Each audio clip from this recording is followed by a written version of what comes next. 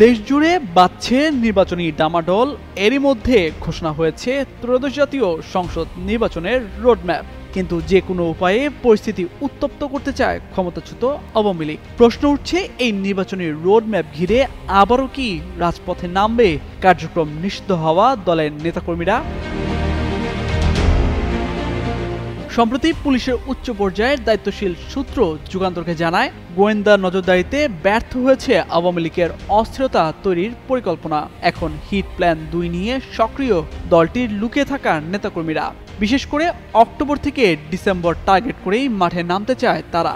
এর আগে সরকারকে অচল করে দিতে দেশের দক্ষিণাঞ্চল থেকে বিশেষ কিছু কার্যক্রম শুরু হবে।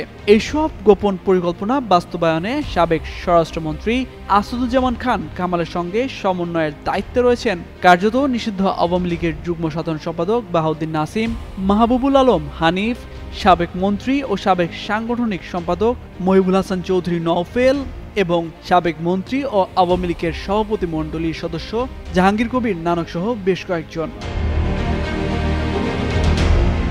এদিকে গেল রোববার সন্ধ্যায় রাজধানীর গুলিস্তানে হঠাৎ করে ঝটিকা মিছিল করে কার্যক্রম নিষিদ্ধ হওয়া আওয়ামী লীগের নেতাকর্মীরা। এতে নির্বাচন সামনে রেখে তাদের পরবর্তী পদক্ষেপ নিয়েও তৈরি হয়েছে শঙ্কা। যদিও পুলিশ বলছে ত্রয়োদশ জাতীয় সংসদ নির্বাচন ঘিরে সতর্ক অবস্থানে আছে আইন শৃঙ্খলা রক্ষাকারী বাহিনী। একই সাথে কার্যক্রম স্থগিত রাজনৈতিক দলটির বিভিন্ন ইস্যুতে কড়া নজরদারি রয়েছে তাদের। তাই তাদের মাঠে নামার কোনো শঙ্কাই নেই।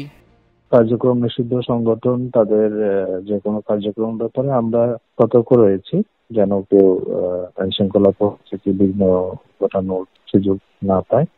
বাইরে আসন্ন জাতীয় নির্বাচনকে কেন্দ্র করে আমাদের সেই প্রস্তুতিও চলছে, যাতে নির্বাচন সুন্দর পরিবেশ অনুষ্ঠিত হয় সেজন্য আমরা তৎপর আছি। আমাদের কার্যক্রম শুরু হয়েছে ইতিমধ্যে। এটা আমরা ওরকম কোনো শঙ্কা প্রকাশ করছি না। আমরা আশা করি সবকিছু সুন্দর এবং সুষ্ঠুভাবেই হবে, এবং এই জন্য আমাদের পর্যাপ্ত প্রস্তুতি ইতিমধ্যে শুরু হয়েছে এবং আশা করি এই নিয়ে কোনো শঙ্কার কোনো কারণ নেই।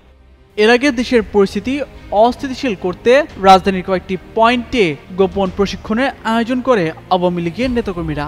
এরপরই গোয়েন্দাদের কঠোর নজরদারিতে পণ্ড হয় তাদের অপচেষ্টা, গ্রেপ্তার করা হয় প্রশিক্ষণের সাথে জড়িত সেনাবাহিনীর মেজর সাদিক সহ সংশ্লিষ্টদের।